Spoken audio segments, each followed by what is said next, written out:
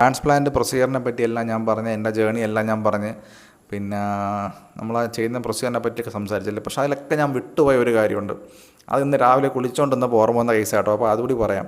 പിന്നെ നമ്മുടെ താടി എടുത്ത ഭാഗത്ത് നോക്കിയാൽ താടി എടുത്ത ഭാഗത്തെ അവസ്ഥ ഇതാണ്. അത്യാവശ്യം താടിയുണ്ട്, പഴയ ഒരു തിക്നെസ് ഇല്ലെങ്കിലും മൊത്തത്തിൽ മുടിയൊക്കെ ഉണ്ട്. എനിക്ക് തോന്നുന്നു ആ പാടൊക്കെ ഓൾമോസ്റ്റ് എനിക്ക് കവറായി പോയിട്ടുണ്ട് കേട്ടോ.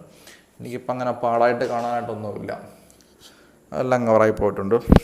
പിന്നെ ആ ഒരു കാര്യം, വേദന, നമുക്കിപ്പം എനിക്ക് രണ്ടാമത്തെ ദിവസം രാവിലെ മൊത്തം താടിയിൽ നിന്ന് തലേ സൈഡിൽ നിന്നൊക്കെ എടുത്തിട്ട് ഈ ഭാഗത്തെല്ലാം ഫില്ല് ചെയ്തുകൊണ്ടിരിക്കണമല്ലോ. അപ്പോൾ അതൊരു വേദന, അങ്ങനെ ഒറ്റ കിടപ്പിൽ കിടക്കുമ്പോൾ ഒരു വേദന. ഇതിൻ്റെ എല്ലാം ഇടയ്ക്ക് വന്നിട്ട് പിന്നെ നമ്മുടെ കയ്യിൽ നിന്ന് കുത്തി ബ്ലഡ് എടുക്കും.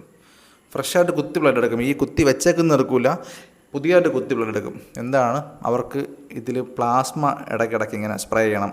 അതിനായിട്ട് ആ ഒരു കാര്യം, ഈ പ്ലാസ്മയ്ക്ക് വേണ്ടിയിട്ട് ഇടയ്ക്ക് ഈ പ്രൊസീജിയറിൻ്റെ ഇടയിൽ ബ്ലഡ് എടുക്കുന്ന ഒരു കേസിനെ ഇതുവരെ പറഞ്ഞിട്ടില്ല എന്ന് എൻ്റെ ഓർമ്മ, പറഞ്ഞിട്ടില്ല എന്ന് തോന്നുന്നു. അപ്പോൾ അങ്ങനെ ഒരു സംഭവം കൂടി ഉണ്ട്. അതും നമുക്ക് ആ ടൈമിൽ ചെറിയ പെയിൻഫുള്ളാണ്, എന്നാലും കുഴപ്പമില്ല, എല്ലാം നല്ലതിന് വേണ്ടിയിട്ടല്ലേ. അപ്പോൾ അത്രേ ഉള്ളൂ. പ്ലാസ്മയ്ക്ക് വേണ്ടി ഇടയ്ക്ക് കുറച്ചും കൂടി രക്തം എനിക്കൊന്ന് 1-2 പ്രാവശ്യം എടുക്കും ഇവിടെയൊക്കെ സ്പ്രേ ചെയ്യാനായിട്ട്. വെച്ച കഴിഞ്ഞ ഭാഗത്ത് സ്പ്രേ ചെയ്യാനായിട്ട് അവരെടുക്കും പ്ലാസ്മ. എല്ലാത്തിനും നമ്മൾ ബ്ലഡ് തന്നെ എടുക്കണം. അപ്പോൾ അത്രേ ഉള്ളൂ. ഇത് ഓർമ്മ ഒന്നുകൂടെ പറഞ്ഞു എന്നുള്ളൂ കേട്ടോ പെട്ടെന്ന്.